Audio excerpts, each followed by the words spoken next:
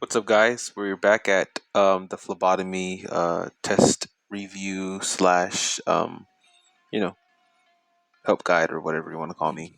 But anyways, this is chapter 3. Let's get started. The three veins present in the antecubital fossa are the basilic, median, cubital, and cephalic. Once again, those are the basilic, medium, cubital, and cephalic. Proper patient identification should involve how many of the following actions: ask patient to state and spell his or her name, ask patient for his her date of birth, and ask patient for at least 4 digits of his or her social security. How many of them?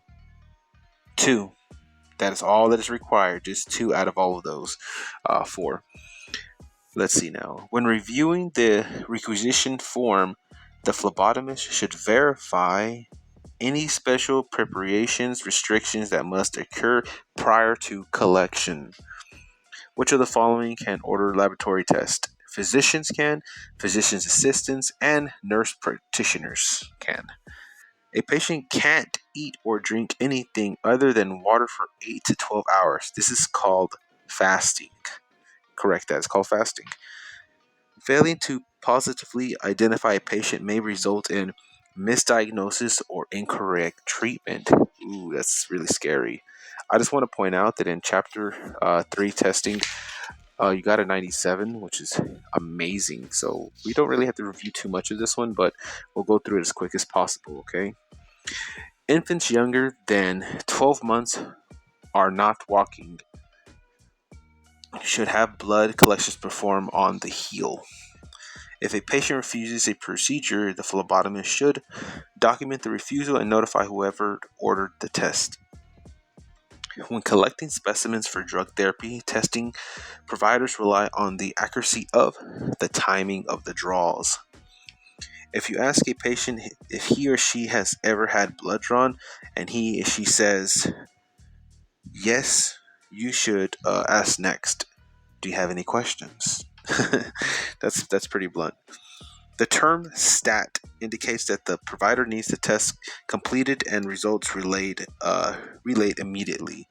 The stat, kind of like in sports, like these are the stats of of a player depending on what he's doing. And okay, I don't want to get out of this. Then I'll continue on talking about football.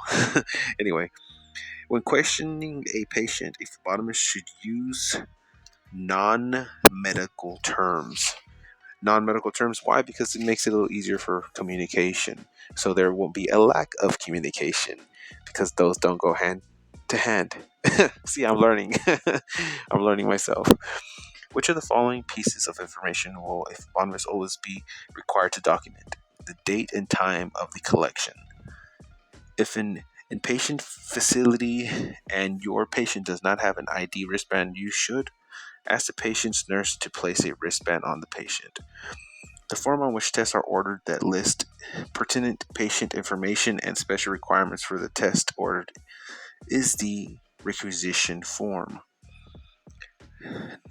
Not the following, the order of draw could lead to, I cannot say this word, I can to save my life, skewered test results. I think that's what that's called, skewered, because I go to 54th Street and I'm trying to ask for a skewer of of shrimp. Anyway, skewered test results. I think I'm saying that wrong. A physician wants to establish a patient's reference ranges, so he'll want his patient to come in for testing in the, that's not basal state, basal state. I think I'm saying that wrong too. We're almost done. Never perform venipunctures above an IV line. The venipicture state accessibility should be determined based on the patient's age and condition. And it looks like all your true and false questions, you got them all correct. So I think you know what you're doing here. I think you have enough confidence for chapter 3. So keep up the good work. And excuse me for going out of line in my stories. And not only that, um, You got this. Thanks.